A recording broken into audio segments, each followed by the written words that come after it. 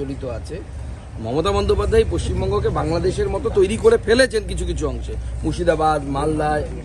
এখন এটাকে যদি আমাদেরকে ঠিক করতে হয়, অবশ্যই আউট অফ দ্য ওয়ে গিয়ে কিছু করতে হবে।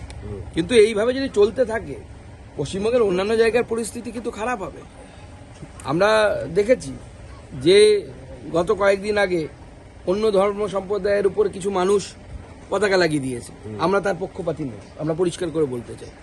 আমরা চাই না কাউকে জোর করে এই ভালোবাসার পতাকা, এই শ্রদ্ধার পতাকা লাগানো।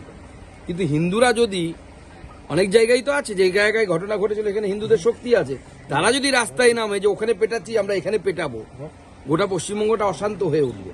সেজন্য যারা এই খেলা খেলছেন, সিদ্দিকুল্লাহ চৌধুরীর মতো বাদরগুলো, যাদের মন্ত্রী হওয়ার বিন্দুমাত্র যোগ্যতা নেই, যারা বলছে আগে জেলাগুলোকে টাইট দিব তারপরে কলকাতাকে টাইট দেব, আমাদের হাতে একদিন ছেড়ে দিক না, সিদ্দিকুল্লাহ চৌধুরী বাংলাদেশ পালিয়ে যাবে, এমন টাইট দেওয়ার ব্যবস্থা করবো।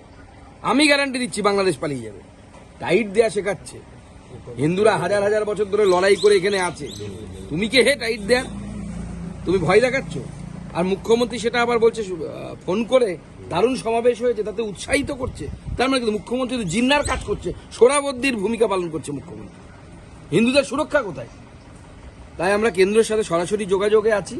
মাননীয় গৃহমন্ত্রীর সাথেও কথা হয়েছে আমার গতকাল, এবং মাননীয় গৃহমন্ত্রীও খুব মাইনিউটলি পুরো বিষয়টি দেখছেন, মাননীয় হোম মিনিস্টার দেখছেন পুরো বিষয়টি। তার অফিসের স্টাফের সাথে আজকে সকালবেলা আমার কথা হয়েছে। আমরা এই মুহূর্তে জানতে পারছি 14-15 বছরের ছেলেদেরকে যারা মাদ্রাসায় পড়ে তাদেরকে রাস্তায় নামিয়ে দেওয়া হয়েছে। এই মুহূর্তে আবার অশান্ত হয়ে উঠছে ধুলিয়ান আবার।